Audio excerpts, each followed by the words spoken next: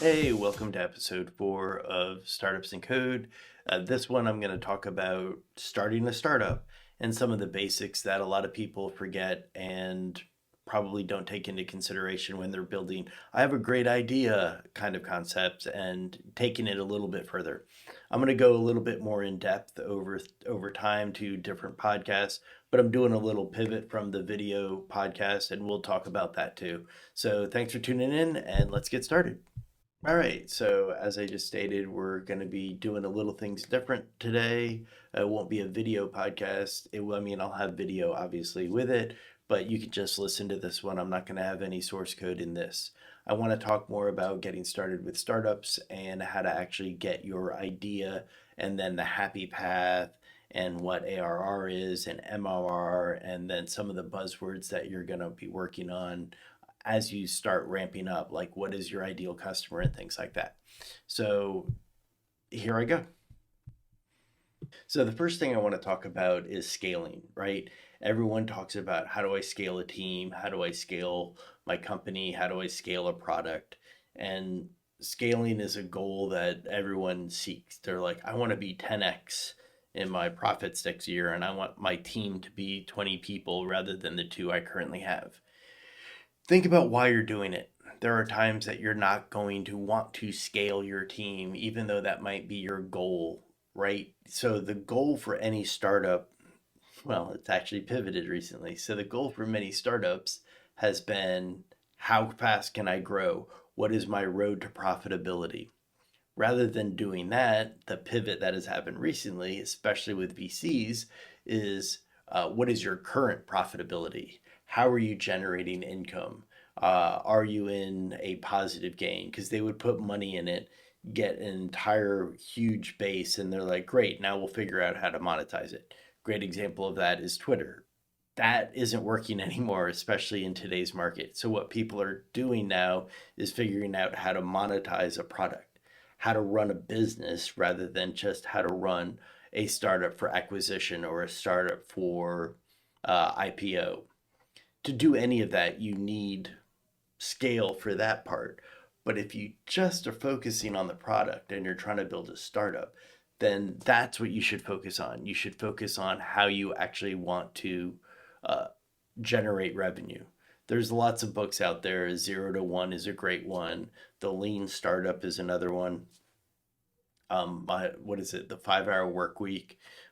There's so many books out there about how to get started, but none of them give you a step-by-step guide on what should I be focusing on. And the reason why is it's not going to be a generic solution, right? Your startup is going to be different from somebody else's startup. You have to identify your audience and whoever your audience is. In the agile world, they like to, well, specifically in the Scrum world, they like to use things like personas, right? So you're going to create your persona or what is my ideal customer profile? We call it the ICP, right? But those are things that you probably are getting ahead of yourself when you're just getting started. The first thing you need to do is what problem are you solving? And let's just start there. If you're building a product and you're not solving a problem, you're not building a product. You're just trying to chase money. And if you're trying to chase money, you're not going to win, right? You need to actually be solving a real problem that people have. And then here is a better solution, regardless of whatever else is out there. Ignore your competition. There's a book by Jason Fried and DHH that wrote, it's called Rework, and it says, ignore your competition, right? Because what you're building is not going to be the same thing as what they're building. You'll have differentiators, you'll have other things, but if you're actually solving a real problem and moving forward, then you're going to actually create a real success. And you're going to be focused on your product and not necessarily what is my pricing point for this? How am I going to structure this so I can generate $1 million a month or whatever your ARR, annual recurring revenue is. Sometimes you want to focus on MRR, your monthly recurring revenue. And there's going to be a lot of acronyms you're going to hear when you get in the startup world. And those acronyms are valuable when you're talking to certain people and then completely worthless when you're talking to others. You want to build a solution for a problem that you're aware of. If you do not do that, you are not building a product. So solve a problem, right? Great. So one, build a product. Two, the next thing is what is your market fit, right? So great, you have this amazing solution for this problem that you have. Who else has this problem?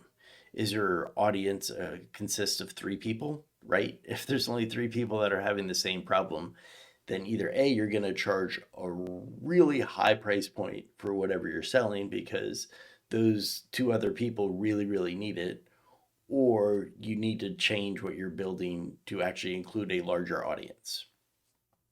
It's supply and demand, it's basic economics. Uh, Great. So now you have a solution to a problem, you know who your audience is, and then you actually need to have a working product. And you can design things all you want, you can refine and design. But until you have a working product, a working prototype, you don't have anything. So start building actual code, right? Hire an engineer if you're not one, and then figure out how to get that initial prototype built out. You want to understand your basic workflows, what we call the happy path, right? How does a user sign up? How does a user change their password? There's some basics that everything needs to cover, right? And I'll cover those right now. Uh, you need your sign up path. How is a user going to sign up? How is a user going to reset their password? What is a user's goal of what they're trying to solve when they come in? Is it a dashboard that they need to see? What kind of onboarding process do you have for new users? And then after that, then you have the next step, right? That's the initial onboarding. Then you have the day-to-day path. So the day-to-day path is what is a user going to do when they log in on day two? Are they getting results? Are they getting solutions? Have you made their lives better by building whatever you're building? And if the answer to that is yes, great. Then the other question, the final question is how does a user leave, right? You want to be able to explain to them it's an easy cancellation process, as easy as it is an onboarding process. A lot of people argue with me about that. But if you can give people an easy way out and give them an easy way in, then they're a lot easier to take that initial trial, right? Let's sign up because I know I can cancel as easy as I could sign up. There's actually some laws that are coming out to actually set that up now. So what I'm going to do is talk more about those kind of things. So then the next step, you have your, and I will reiterate, right? So you have your onboarding path, right? You have your day-to-day path and you have your offboarding path. Great. That's all you need to get started. Don't overthink it. Don't worry about your website. Don't worry about your logo. Don't worry about your color scheme. Get a basic functionality of what you're going to build and then give it to somebody. Hey, what do you think of this? And give it to somebody who actually has that problem. That problem might be a very small subset, right? And work with that person directly. You're like, oh, wow, I'm going to help you solve the problem that you have because I have the same problem, right? There's a connection that will occur at that point.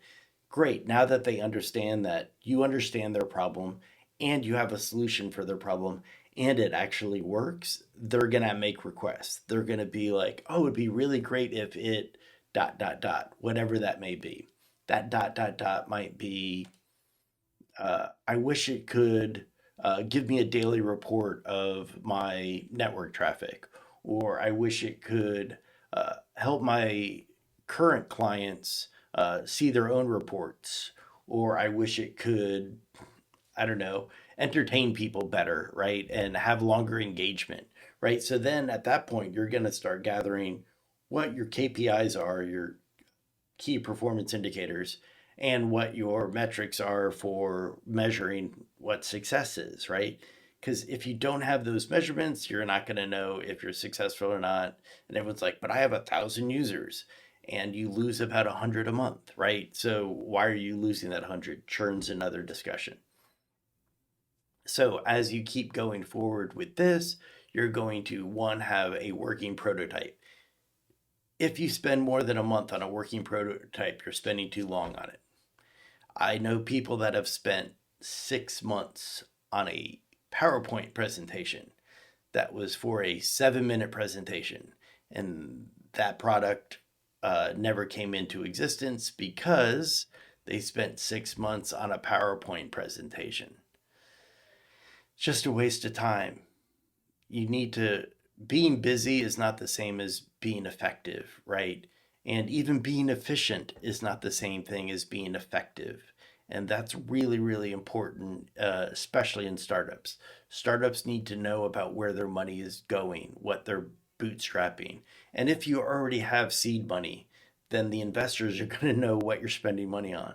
It's like, oh, we bought 1,000 Herman Miller chairs and we have 3 employees. Not a good spending of your budget. And those things matter. And the budgeting is going to be a whole different level. But I just want to get some basics out there and building prototypes, understanding who your ideal customer is, and also understanding your market fit and the problem you're solving. Please make sure you understand what you're solving to start. Today, I'm just going to go over that really, really high level, and I'll go deeper into certain areas.